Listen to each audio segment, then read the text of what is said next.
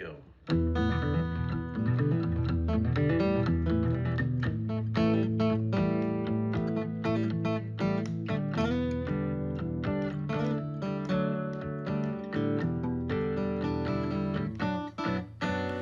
Dang right, a probable cause. It is a special video. I'm going to combine a couple of videos. This has to do with the airplane that crash landed in Bryan, Texas.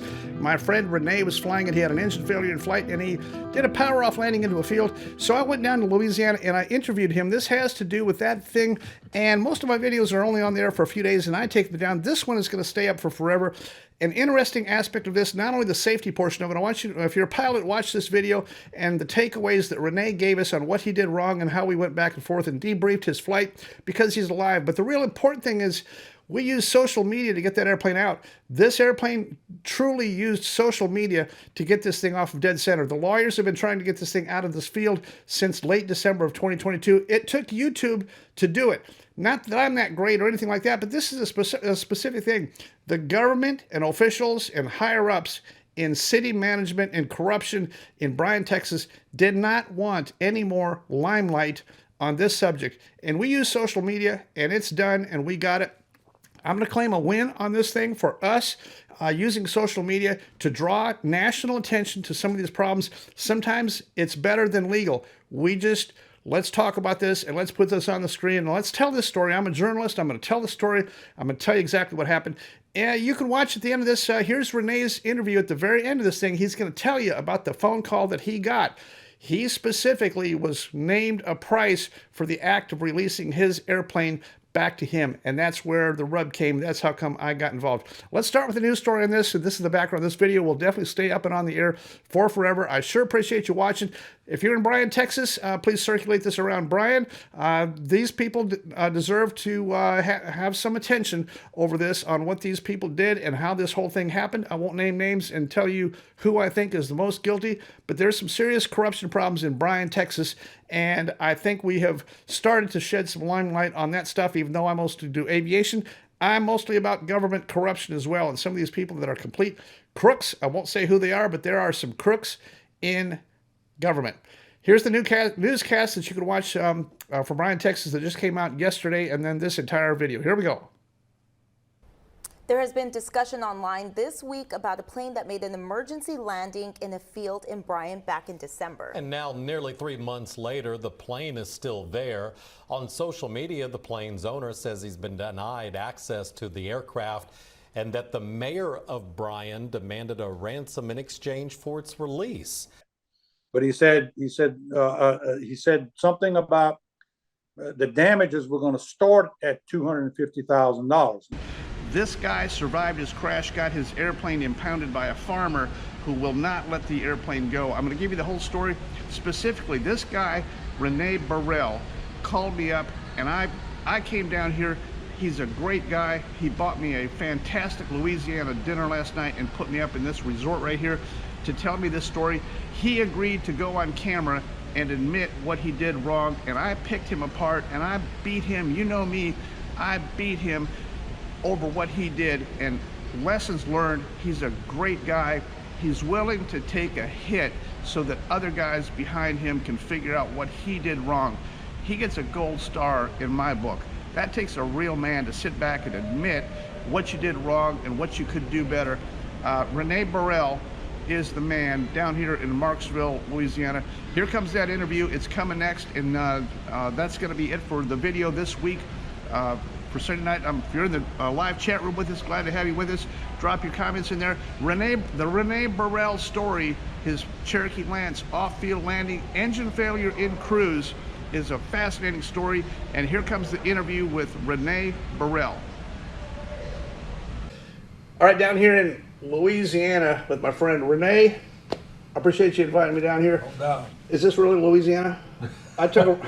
This is Marksville, Louisiana. We're in the center of the state. Marksville, Louisiana. We've been playing a little bit of guitar. The good thing about Renee is that number one, he's alive, and number two, he parts his hair to the side. I like the way you're parting your hair these days. You have got it going on. I parted right down the middle, man. Look at it. We're able to laugh and joke around because Renee is still alive. Tell me about your airplane incident. You called me on the phone.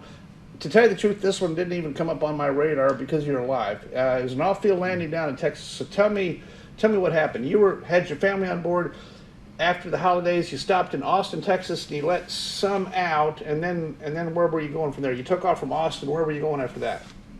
Yeah, I was bringing my daughter, her husband, and my grandson back home to Austin from visiting with us here in Marksville for the holidays, and tanked up at Austin, at Bergstrom, and departed normal run up. Departed, the rollout was normal, airspeeds, everything looked pretty normal, nothing unusual.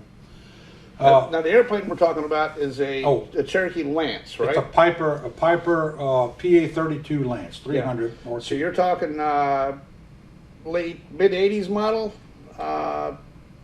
87, I think. 87. So that you're talking about a big straight 6 IO 540 engine. 78. I'm sorry, that's a 78. 78. Okay, 78. all right. Okay, 78. But a big engine in this thing, and IO 540. Yeah. IO 540. So you made it back up to cruise. You're flight following your private pilot instrument, right? Correct. And how long you been flying? I've got about 1,500 hours total. Over how many years do you think? Oh, a long time. First flew in 1987. Okay. I soloed in 1987. So you got a significant amount of experience. You're not a new guy. No. And the scenario that you got encountered here was actually an AQP scenario. You're alive, but I want to talk through real quickly the steps. You're on flight following, and we can take a look at the radar track to show people where you were. You're talking to Houston Center. You're on flight following when you had some kind of a first indication. What was your first indication that something was wrong? When I departed Austin, I got about, I don't know, 300, 400, 500 feet above the runway, made my left turn to head home. Right. I was taking off on 18, the short 18, the left, run 18 left. And I was making my left turn to head back home. I noticed that I didn't have the normal RPM. Right. I didn't have the normal RPM, but I was climbing out fine. Climb rate was normal, actually. Right. It was normal. I continued to climb out, but the RPM never hit where it was supposed to. It just didn't. Right. I said, well, let me get out of Austin. Let me get out of the city limits here and get away from the traffic and the people and the buildings. And see, and I thought at first I'd filled up in Austin, put 60 gallons, 61, 62 gallons of fuel. Right. And I said, maybe a little water in it. Yeah. This is going to clear up in a minute, not a problem. I'll just it's climbing out fine. I'm doing good on my airspeed. And we're talking day VFR, right? Day VFR, Yeah. and excellent weather. Excellent weather. Excellent weather. Okay, good. So I turned left and was headed out, and I never got my RPM back. It never did clear up. But you made it up to 4,500 feet at some point. That's right. And then you checked in with Houston Center and you picked up flight following. I picked up flight following with Houston, and I told them about when I was about 30 miles out of Austin, headed east. I told them that I needed to look for an airport with a mechanic. Right. If they could make a recommendation. And they asked me, would you like to declare an emergency? Is there a problem? And I said, no, I don't want to declare an emergency. Right. I'm okay. Just give me vectors to an airport that's got a mechanic. So at that point, they recommended College Station, Right. Easterwood. So you can see on my radar data, I took a slight left turn from my normal easterly path to head towards College Station. Still, everything, the airspeed was not normal. It Right. was below what I normally would. That thing cruises at about 150 knots, Right. generally. Right. About 150 knots. I was doing maybe 140, 135. It was the best I could do. Right. So we kept flying. I kept flying. I was by myself at this point. I had dropped off my family. I was Right. just heading home. So I got I don't know, 30 miles out of College Station, and they were aware of my situation. They said, "Do you want to declare an emergency?" I said, "No." I think I'll be able to make it just fine. And you were still aiming towards College Station. I'm still aiming towards College Station, basically headed east, Right. okay? Slightly north, but headed east. Right. And so I asked him, could I do a straight in for whatever the east-west runway is? I don't know what it is, but whatever that runway is. Right. I asked, could I have a straight in for that east-west runway? Right. So they said, they asked again, are you declaring an emergency? I said, no. Right. I'm not. So they directed me, the winds were out of the south. And they wouldn't let you have the runway that you wanted. That's right. Because you did not declare an That's emergency. right. That's correct. Okay. Absolutely. So they told me, no, we were landing on runway, I think it's 17 over there. Right. So if you watch my radar track, I turned a little bit left like I was going to head in a direction, and then I said, I declared an emergency. Right. I've got a problem. And once you declared an emergency, what words did they come back to you with? They said, land on any runway you want. There you go. Okay. You finally said the magic words to them. That's right. And then they give you anything you want. That's right. That's right. So I cut the power back because I needed to lose some altitude. I wasn't that far from the runway. I wasn't, I was maybe 3 or 4 miles from it, I guess, something like that. And I was still at, at altitude. So as soon as I cut the power back, the second I cut the power back, the engine quit. Yeah. It was dead. It was out. Yeah. Somewhere in between all this, I put my gear down. I honestly don't recall putting my gear down, but I know I did because the gear was down. Right. And so I put the gear down probably to slow my thinking. It would slow me down and I could lose some altitude quicker. Right. Well, I did. Yeah. I lost plenty of altitude. Yeah. Yeah. So at that point, I told the controllers in the tower that I was not going to make the airport. Right. So they said, declare your intentions. What are your intentions? I said, there's a highway almost directly below me. I'm going to put it down on the highway. They didn't say anything. And right when those words were coming out of my mouth, I noticed his feet off to my 2 o'clock position. I said, forget that. I'm going to land on this. I see a grass strip, a field. Right. At my 2 o'clock position, I'm going to try to make that. Now, between me and the field was a wooded area. Of course. Of course. So, I kept losing altitude pretty quick. Yeah. And I got down, and if you look at my track, I was like at 400 feet, 500 feet, and I remained there. I did everything that I was taught about an emergency, fly the airplane, right. Maintain control of the airplane, and that's what I was doing, but I had no speed. Right. I mean, I was floating somewhere between 60 and 65 knots. I should not have been flying. Right. That airplane should have stalled. Right. Okay, it didn't. Right. With the grace of God or whatever, but it kept flying. Right. And as soon as I made that last row of trees, it came out of the sky, and I just hit. And you hit hard. I hit hard. According to the 2 people that observed me, they said I bounced back as high as the trees. Right. Those trees over there are about 30 foot, 35 foot. So I bounced up probably 20 foot or something, 25 foot. Yeah. I bounced up and came back down and started rolling down a hill towards a pond, and I had lost my right brake. When I tried to brake on both of them, my right brake was just soft. That was nothing. I did maintain left brake, so I tapped it, was able to miss one tree that I was headed straight for. I was able to miss the one tree, and then after I passed the tree up and there was a pond at the bottom of the hill, I put my left brake on pretty hard and I kind of spun around, which is why when the police got there, they asked me, they said, didn't you come from the west? I said, I did. I said, why is your airplane facing the west? Yeah. I said, because I had no right brake. Yeah. Yeah. So anyway, that's the story. So you got her down, and you're definitely alive, because we just played guitar, and you're fixing to eat dinner. Your family doesn't have to go to a funeral, and the airplane's usable. So there's some things that came out okay here. You want to hear my problem with it? Yeah, go ahead. I'm ready. This is the bloody part, and I really appreciate Renee even volunteering to take a public beating. But I think Renee, the lessons that that we're going to learn off of this, because I've already got some takeaways, and you know me, I'm going to tell you the truth. There's a couple things I want you to think different about going forward. I'm hoping that the next guy that watches your video, because this is important, you're the guy that it happened to. You can sit here and tell me in your own words what you did, but I'm gonna give you a debriefing next. It's time to beat up Renee. This is your public meeting, and here it comes.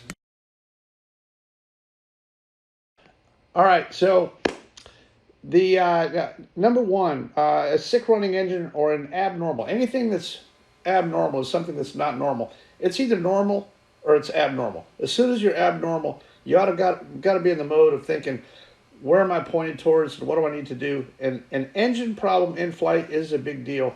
When the guy asks you not once but several times during declaring an emergency, take the emergency. Be the first out. Yes, sir, I am.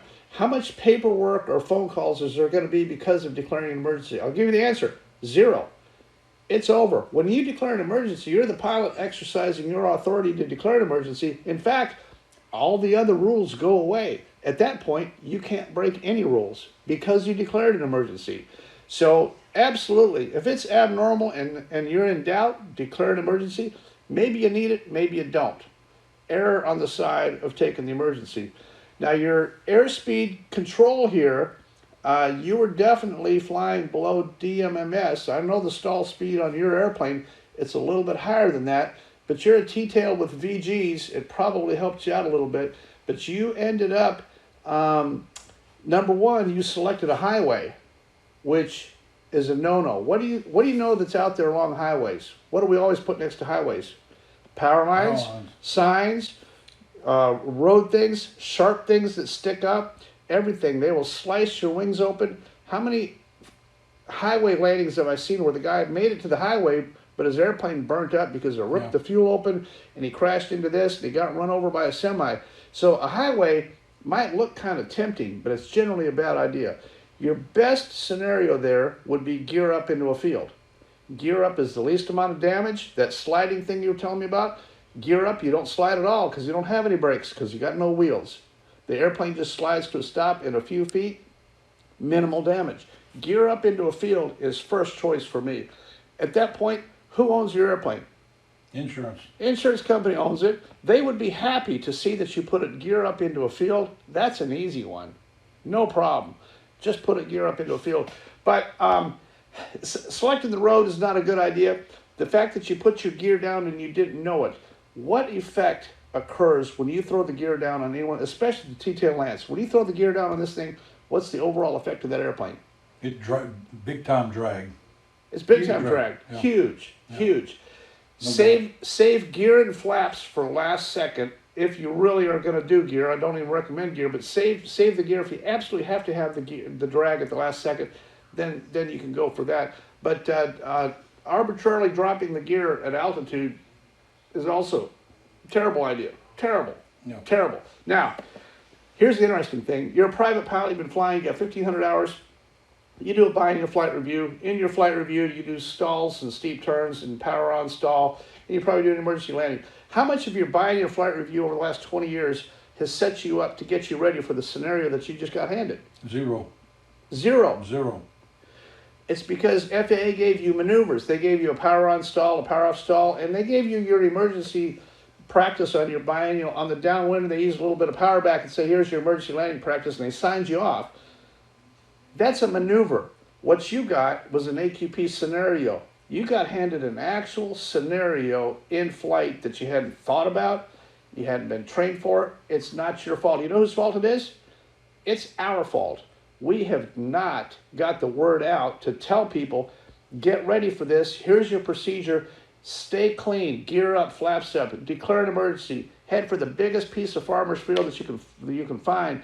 Plan on going gear up into a field and make a phone call, tell everybody you're okay. Call the insurance company, go get the airplane. It's all good.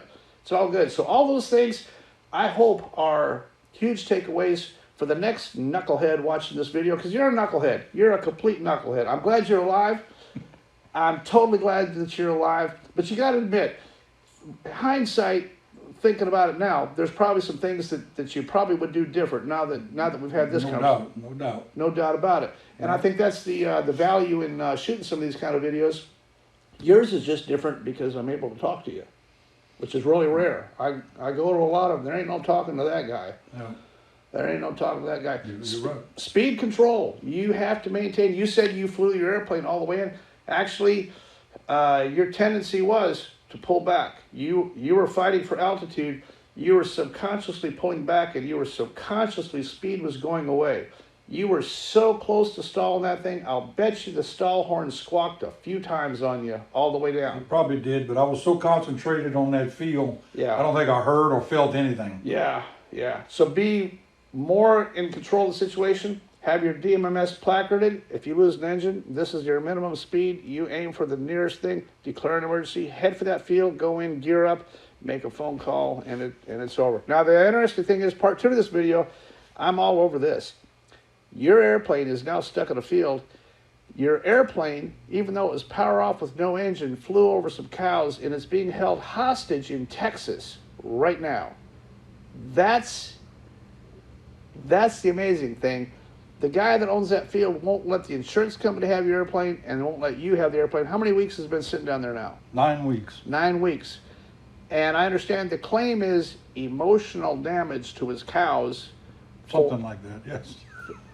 Emotional damage to a cow for an airplane landing in a field. Did you hit a cow? Didn't hit a cow, and the 2 guys, his 2 cowboys that were working the field, these are literal cowboys on horses, said they never heard the airplane. Yeah. Never heard it. Yeah. Well, the amount that's been thrown around here that I've heard, not from you, but from other sources here, I've heard that the farmer's asking for $250,000 to release the airplane, which is insane. That guy ought to open up his fence, undo the lock, hook a tow bar on the airplane, let you guys tow the airplane across the street. That's what really needs to happen here. If he was any kind of a man, he'd let the man have his airplane back. There's no damage to that field. There's not a cow got hurt. There is no emotional damage to a longhorn in Texas. Can't be done. Can't be done. Whoever that guy is, he's fixing to hear about it from me. I'm probably going down there. I'm probably going to ring his doorbell. Are you really holding this guy's airplane for emotional damage to your cows? If you are, I want to take your picture because you're the biggest idiot I've ever seen. I can't believe it. I mean that's your story. Part 1 is good, but the cow thing, you got to admit that's pretty far out there. It is. It is. But it's the truth. It's the truth. So that's what we got going on. I think we're gonna get your airplane released. I'm probably gonna go down there. I'm probably gonna ring this guy's doorbell. I got to meet him. Whoever this guy is, he's got to work someplace. I'm fixing to walk right into his office. I want to see this guy. I mean, he ought to get his picture in the dictionary here over this one. I mean, I'm that fired up about this whole thing. But anyway, Renee, I appreciate you agreeing to meet me here and down here in, I don't even know where I'm at. Central Louisiana. Yeah. Central Louisiana. Perfect. And this thing just happened, December? December 27th, 2 days after Christmas. Yeah, so, you got the holidays and all that kind of stuff down, and now you need your airplane back. You're a business guy. Look at all these charts and stuff. Look at all this stuff. You got stuff to do. Yeah. You need your airplane back, and you paid your insurance bill. It's been 9 weeks. Something needs to come off a dead center here. This whole thing with this guy, I'm not liking any of this. But your story is good, and I appreciate you letting me publicly beat you up. Well, I'm glad if I can help one pilot save his and his family's life. It's worth the public flogging. Okay. It is. I think, and I appreciate that. And you're not going to get in any trouble from the FAA. You didn't intentionally do anything wrong. You had something happen to you. You did the best you could with it. You put it in a field, and everything's okay. You didn't intentionally bust altitude. You weren't hauling drugs. You didn't do anything stupid. You weren't flying drunk. None of that. No. You had something happen. You did the best you could. You put it in a field. You did nothing illegal. They cannot go after you. Insurance wants to pay the claim. They're going to pay the claim. They're not in the business of finding a loophole. They're not going to come after you because you didn't declare it. It's got nothing to do with it. Totally nothing to do with it. Really, the solid nugget that we got off of this entire thing is the fact that we're able to talk about it, which is rare. Yeah. It's so rare. That's how come when you call me, I'm hustling down there. Have you guys got good food down here? We do. We have the best. The best in America. I know it. I think we ought to go get some of that. We're going to do it right now. Let's go do it. All right. Well, I appreciate it. Yes, sir. All right. Let's get out of here. All right, Renee, good to see you again. I want to say thanks again for your hospitality down there in Louisiana. The Louisiana folks always treat me good, and I appreciate that. And tell me the update here. This is pretty exciting news. I got a phone call this morning from the city of Bryan, the economic development person, chair, or whatever. I'm not going to mention the guy's name, but he called me. Very nice, very nice. Told me to please get my airplane off their property immediately. Immediately. So I contacted my insurance company, and we are working that, and hopefully I'll have my airplane back, or at least in a hangar in College Station by early next week. That is my hope. Oh, yes, sir.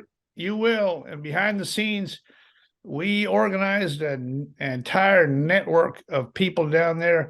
They raised a ruckus, and the problem is that, in my opinion, this is external of you, Dan's opinion, is there's some bad politics and there's some corruption going on, and they did not want any of that coming to light. My video put a spotlight on there. I'm going to show you a picture of where your airplane is still sitting as of yesterday. Here it is on the screen right here. And guess what? They don't want the public pressure, and now they're scurrying to get that thing done. And we accomplished two goals. We helped some pilots with some important techniques that you shared with your experience, and we also got your airplane out of that man's field. Yes, sir. And Dan, I appreciate it, buddy. It wouldn't have happened without you, man. No doubt. I appreciate that. I want to go back and revisit real quick before we jump off of here. Your airplane crash, November, what was the end number on that thing? November 27th, 2 days after Christmas. 27th. December 27th. December 27th. What's the end number on your airplane? 528 Charlie Whiskey. 528 Charlie Whiskey, and it went down in that field. So 2 days after Christmas, and then you got a phone call from the mayor. His name is Bobby Contreras. Early January, you got a phone call. You told me about it firsthand. Your phone rang. You did not place a phone call. You received a phone call, and on the other end was the mayor, Bobby Contreras. Tell me about that phone call early January. It was in the morning. It was raining at home there, and he just said that he was the mayor of Bryan, and that I told him the only thing I want was to get my airplane out of there, like now. He said that he needed some money, that a contract or something got messed up because my airplane out there, the embryos or something to that effect got messed up in his longhorn cattle. And I said, sir, you can stop right there. Talk to my insurance company.